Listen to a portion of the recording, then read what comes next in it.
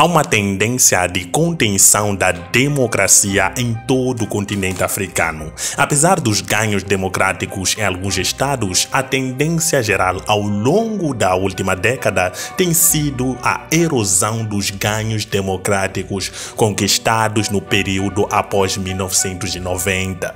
A democracia é desafiada de formas que representam ameaças à liberdade de expressão, associação e informação. A capacidade de escolher líderes políticos, Estado de Direito em curso nos tribunais independentes, proteção à integridade pessoal e à vida privada em todo o continente africano está em risco. Os cidadãos enfrentam restrições legais crescentes às liberdades de expressão, de associação e são frequentemente sujeitos à repreensão. Neste vídeo vou listar 5 dos prováveis motivos que podem minar a democracia em África e fazem com que esse continente tenha uma das piores formas de política do mundo. Se não concorda com algum desses argumentos, por favor, coloque nos comentários. Esse é o canal Verdades da África. Vamos direto ao ponto. 1. Estado sombrio da liberdade de imprensa.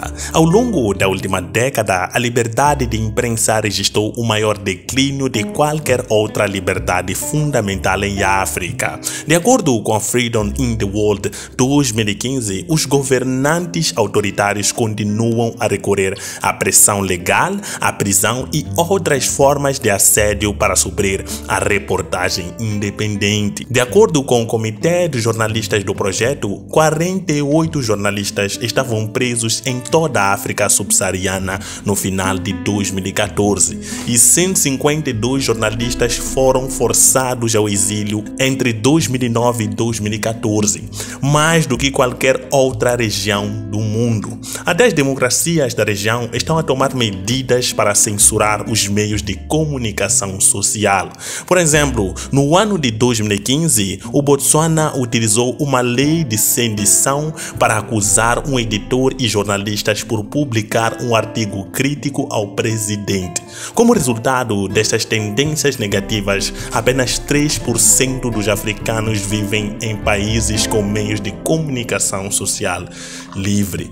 Isso é um grande perigo para a democracia, porque uma das formas de saber a verdade, ou seja, de espalhar a notícia, é a partir da imprensa. E quando a imprensa está sob controle estatal, as coisas acabam piorando para o povo. 2. Proliferação de leis restritivas. Os regimes autoritários em África exploraram cada vez mais o quadro jurídico do seu país para eliminar a oposição. Em vez de confiar apenas na violência e na repressão política, as leis aparentemente concebidas para regular a atividade cívica ou proteger a ordem pública são manipuladas para restringir os direitos fundamentais dos cidadãos. Consequentemente, a África assistiu a uma explosão de leis sobre ONG, ordem pública e contra-terrorismo que são utilizadas para assediar e perseguir grupos democráticos e defensores dos direitos humanos.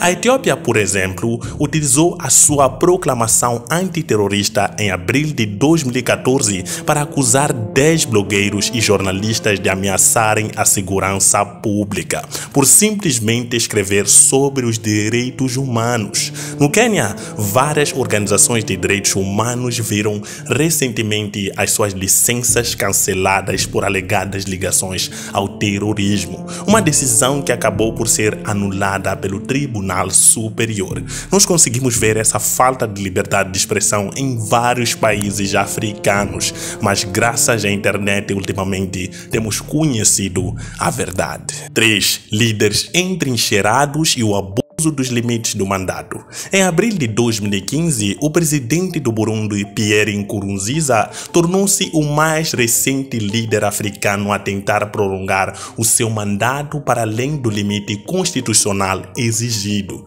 desencadeando protestos violentos em todo o país, com vários países a prepararem-se para eleições no ano de 2016. Houve receios de que outros países enfrentassem agitações semelhantes. À medida que os líderes entrincheirados procuram contornar ou ignorar os limites do mandato, o presidente ruandês Paul Kagame e o presidente congolês Joseph Kabila já deram sinais de que estão a considerar formas de prolongar seus mandatos e o fazem até hoje. Isso é muito comum no continente africano.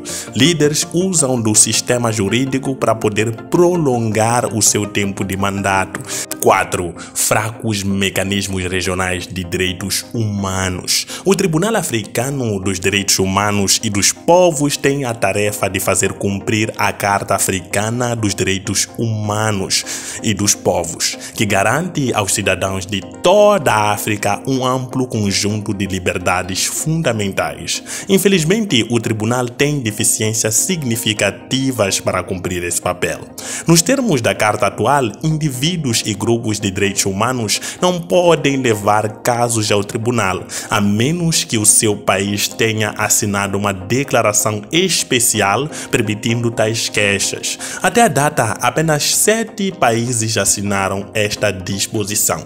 Além disso, no ano de 2014, os líderes africanos enfraqueceram ainda mais o mandato no tribunal em matéria de direitos humanos quando votaram para conceder aos chefes de Estado em exercício e a certos altos funcionários do governo imunidade contra processos judiciais. A alteração, que ainda não entrou em vigor, causou protestos entre os grupos africanos de direitos humanos, que a veem como mais uma iniciativa para os líderes autoritários se manterem no poder a qualquer custo. 5. Competitividade econômica. Embora a África seja habitualmente apontada como tendo 7 das 10 economias de crescimento mais rápido do mundo, é também o lar de 15 das 20 menos competitivas.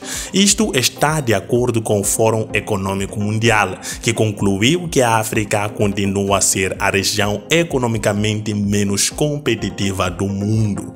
Além disso, a competitividade global de África estagnou ao longo da última década, devido a fatores estruturais, tais como infraestrutura deficientes e elevados custos de transporte, e fatores socioeconômicos e políticos. Altos níveis de corrupção e ineficiência governamental, combinados com baixos níveis de educação, fazem da África um lugar caro e arriscado para fazer negócios.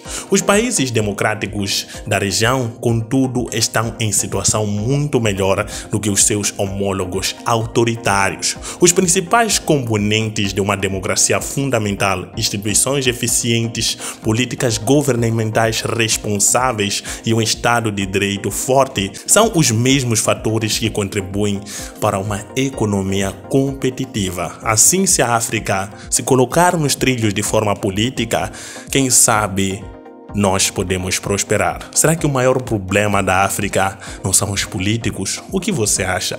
Coloque nos comentários. Não concorda com um dos fatores aqui? Eu sempre digo, vocês estão livres para comentarem o que quiserem. O lema do canal é olhar a África numa perspectiva africana.